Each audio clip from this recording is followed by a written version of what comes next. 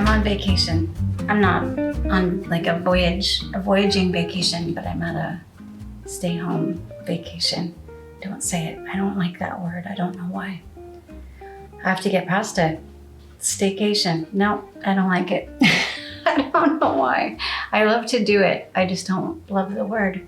Anyway, I am on vacation this week, and well, this week it's finishing. I've been on vacation for 1 week, and I will also be on vacation next week, but we're going camping, which I'm really dying to tell you all of my mixed emotions about, because I have a very strong love-hate relationship with camping for so many reasons, but I'm going to try and hold it in for now. I'm preparing for camping, and I'm going to show you, soon in an upcoming video, everything that I did, because I love that part. Okay, I've already said too much. Anyway, I've been on vacation at home for the last week, and I'm not going to lie, I had a huge, long list of things that I expected myself to get done.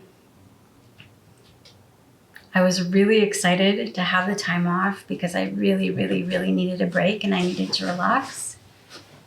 But I still wrote myself a massive list, like my agenda. I'm not even going to show it to you. It's embarrassing. Tallulah, you're being very loud. I see you're happy. Okay, thank you.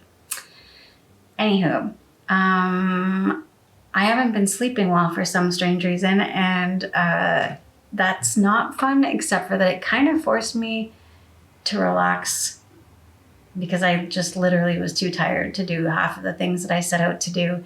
And yes, I did panic at first. I'm not going to pretend that I didn't. I'm not going to pretend I was super zen about it. I'm not going to pretend this fly's not buzzing around. But I reached some almost level of peace. It took some work, though. To be honest, it took some work. And I just actually spent some time relaxing. I was a bit productive, but I spent a lot more time just relaxing, which of course is also productive in its own way. And I also spent some time just spontaneously saying yes to some things that I wasn't planning to do that were fun because there was no pressure involved and it wasn't my stuff. So I didn't feel like I had to race and fit it all in. So this is one of my terrible weaknesses. I have many, but the listing and I'm sure this is really relatable to so many of you, but I often put way too many things. This is, I'm being attacked by a fly. Wow. I was going to make this really short. I should, in the spirit of vacation. And I just wanted to say that I am sharing with you a recipe today for a peach cobbler. It's so simple. It's so delicious. And I made it a few nights ago because we were almost spontaneously kind of having guests over for dinner. So I threw this together because we had these beautiful peaches that were perfectly ripe and so delicious. And I think you should try this if you like desserts and if you like peaches. Perfect and quick and easy and beautiful. And everyone was so impressed. They ate all of it, of course.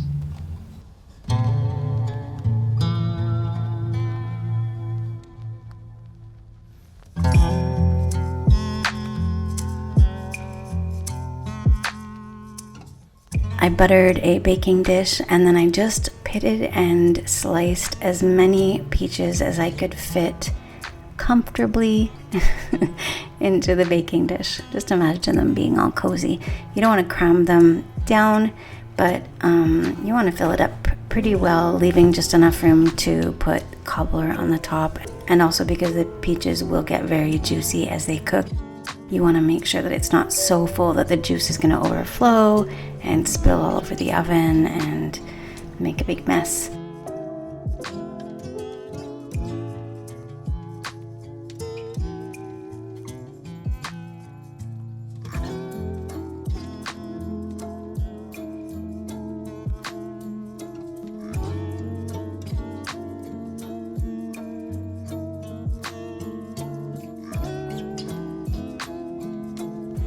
I mixed together some sugar and some cornstarch and sprinkled that over the peaches, and then just gave that a light stir to coat all of the fruit nicely.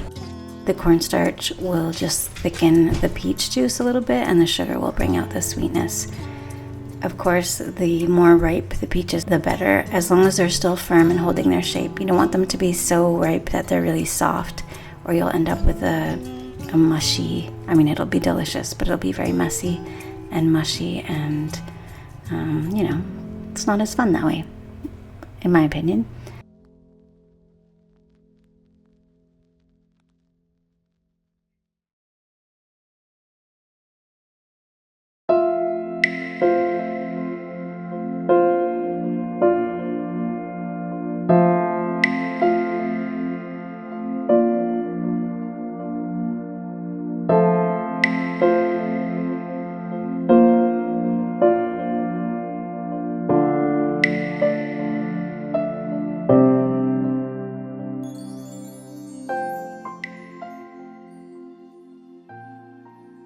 And then I just took some flour and some baking soda. You can put a pinch of salt if you want to. Also, you can put cinnamon.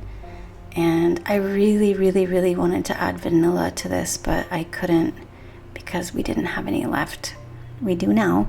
I ran out and bought some the next day, but I didn't have any when I was making this.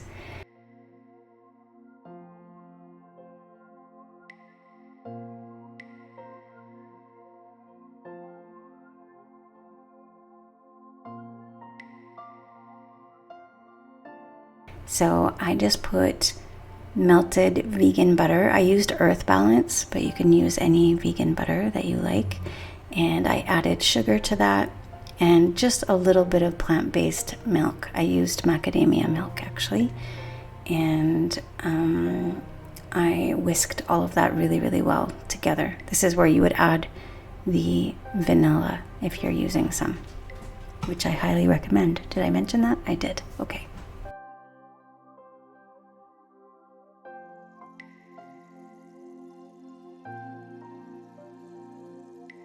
Once the sugar is well incorporated or dissolving into the warm melted butter, you can add the flour and just make a nice thick dough with that.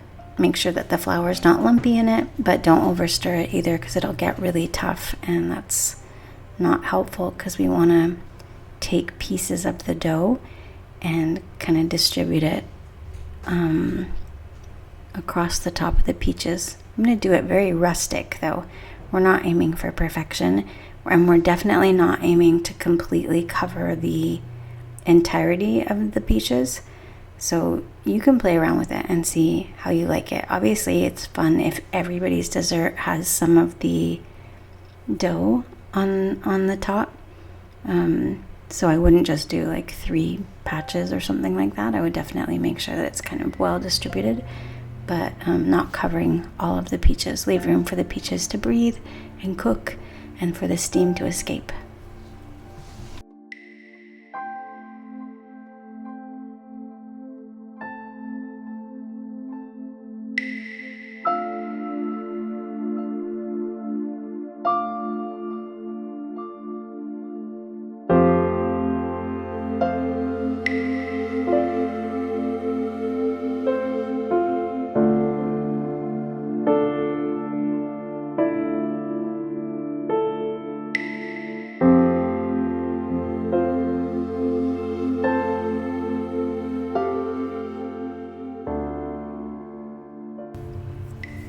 I sprinkled a little bit, not tons, but I did sprinkle a little bit of brown sugar over the dough. Made little sugar trails. You don't have to do that. It's totally optional. It doesn't have to be brown sugar either. You could do it with white sugar if you wanted, or you can just omit the sugar altogether. You could probably even drizzle a tiny bit of maple syrup if you wanted to, although it would make it more wet, so I wouldn't use too much if that's what you're planning to do. And then I highly recommend, again, totally optional, not necessary, it will taste amazing regardless, highly, highly recommend serving this warm with vanilla ice cream. So good. Once the cobbler is assembled, I put it in a preheated 350-degree Fahrenheit oven and baked it for, I think it was about half an hour. Yeah, it was like around 30 to 35 minutes. It should get golden on top a little bit and the dough should be firm. Thank you so much as always for watching this video. And if you haven't already subscribed, I hope you will, and enable notifications so that you know when new videos are coming out. If you are a Patreon subscriber, I don't have the words to express to you how much it means to me that you believe in the work that I'm doing, that you want to be contributing to it, and you are literally helping me to make this channel possible. So I thank you, and I thank you, and I thank you so, so very much. If you are someone who would like to work one-on-one with me, there is a booking link in the description below for consultations for naturopathy and nutrition. I will be back next week, and in the meantime, take really, really, really good care of yourselves. Goodbye.